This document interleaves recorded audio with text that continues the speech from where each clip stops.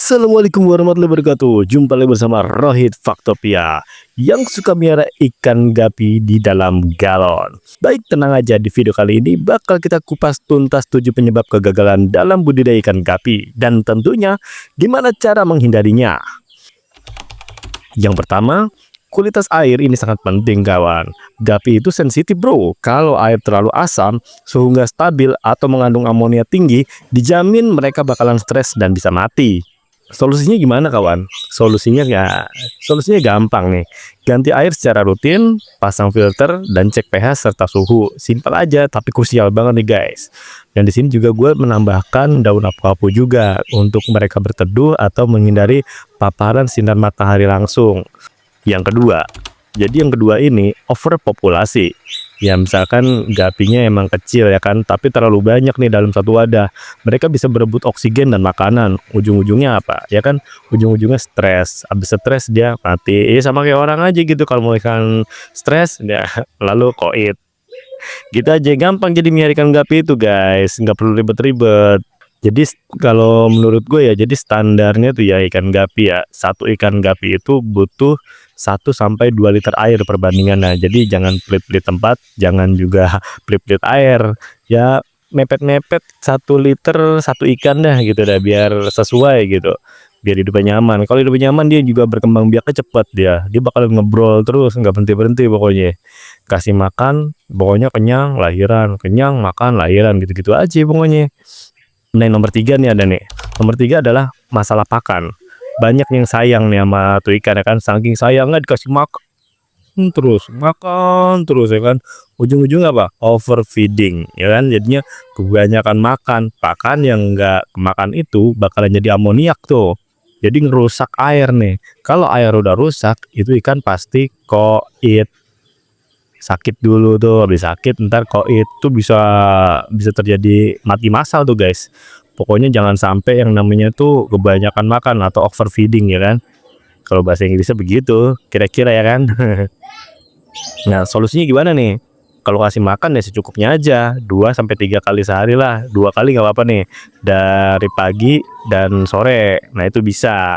Pakannya apa bang? Nah kalau gue di sini sih makannya cuman pelet doang sih, dari lahir sampai dia gede, sampai dia lahiran lagi, sampai mati, makannya pelet. Dulu gue pernah nyoba tuh pakai kutu air, ya kan, pakai artemia, tapi menurut gue ribet. Nah sekarang gue pakai pelet. Nah kalau misalkan burayak, kita pakai fengli itu apa namanya tuh, pelet udang ya, namanya pelet udang tuh, fengli yang halus.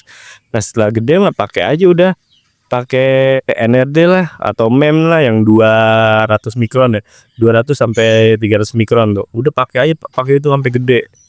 Kalau misalkan bang mahal ya udah ganti aja pelet yang kecil-kecil tuh. Pokoknya ukuran kecil dah. Pokoknya gampang dah miara gapi pokoknya. Yang penting ada niatan ya, jangan disiksa tuh ikan.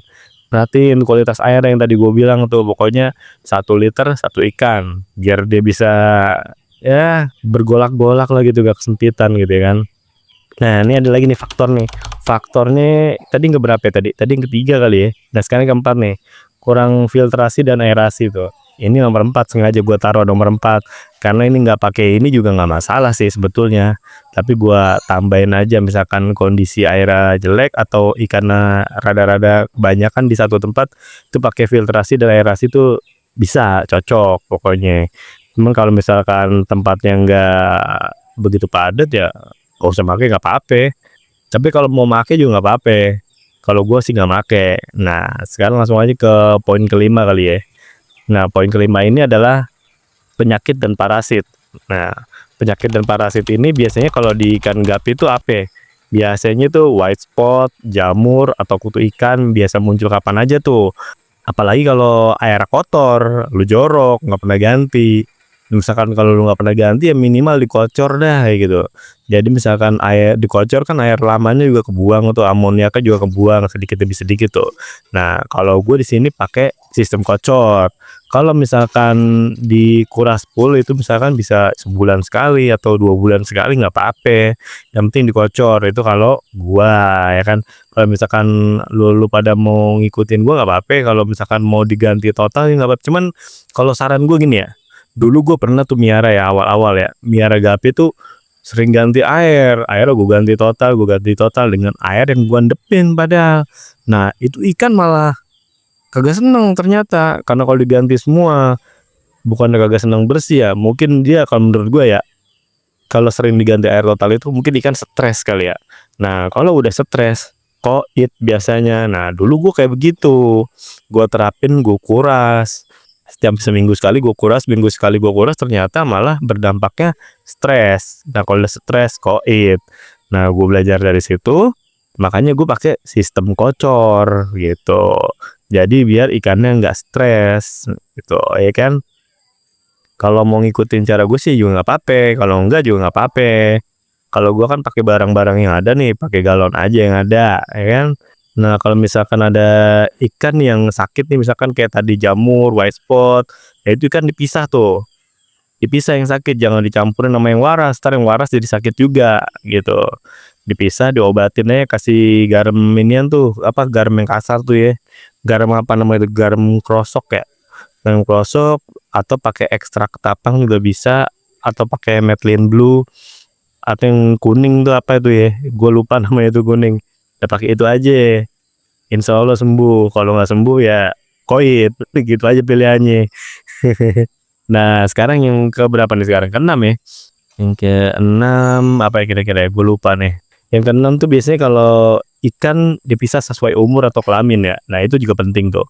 Kalau misalkan ikan itu nggak dipisah dari misalkan umur berapa bulan gitu ya, itu misalkan cewek cowok dicampur tuh misalkan ya, belum dipisah-pisah. Nah itu bisa pernikahan dini tuh. Ujung-ujungnya apa? Hamil, hamil muda gitu, bukan hamil di luar nikah ya kan, kagak nikah. Nah, jadi misalkan fungsinya dipisah itu supaya enggak ada hamil dini atau pernikahan dini tuh ya kan. Kalau ya sebenarnya sih bisa-bisa aja. Jadi perkembangan ikan tuh cepet gitu ya kan. Cuman kan kalau yang namanya misalkan hamil sebelum umurnya itu kan resikonya banyak tuh. Biasanya juga anaknya sedikit. Yang pertama sih anaknya sedikit, terus juga daya tahan tubuh si burayak itu kurang. Jadi ya misalkan itu ya kayak orang undi-undian aja, judi gitu ya kan. Ya banyak yang mati, cuman ada yang hidup juga. Alangkah baiknya dipisah supaya umurnya itu udah pas, dinikahin, bunting, ngebrol banyak, terus gabi juga sehat-sehat. Yang untung siapa? Kita-kita juga kan. Nah, itulah fungsinya ikan dipisah. Ya. Dan yang ketujuh sekarang apa nih? Stres akibat lingkungan. Nah, jadi tuh yang namanya ikan tuh juga bisa merasa stres tuh terhadap lingkungan. Contohnya kayak apa nih? Contohnya kayak suara yang kenceng-kenceng tuh. Suara motor ereking dah. Terus getaran atau sering dipindah-pindah juga nih tempatnya nih. Dipindah-pindah sono, pindah sini, pindah sono. Nah, ujung-ujung apa? Stres. Ingat kata-kata gua, kalau ikan itu udah stres, besokannya bisa modar. Nah, makanya jadi juga ikan juga nggak, jangan di alam malam amat gitu ya kan. Ya pindah sono, pindah sini, ujung-ujung apa? Koit. Makanya nih kalau misalkan mau miara gapi, taruh di tempat yang tenang ya kan, dan stabil. Ikan juga butuh kenyamanan bro ya kan. Ikan juga manusia lah ya kan. Jadi memang budidaya ikan gapi itu memang gampang-gampang susah sih kalau kata gue ya kan. Kalau dibilang gampang ya susah, dibilang susah ya gampang gitu ya. Intinya sih tahu triknya sih kayak gue gini nih. Tapi kalau kamu udah paham kebutuhan mereka, semua jadi lebih mudah dan menyenangkan. Oke, mungkin sampai sini aja ya. Kalau memang video ini bermanfaat, jangan lupa like, subscribe, dan share ke teman-teman kamu yang suka dunia perikanan. Sampai jumpa di video selanjutnya guys.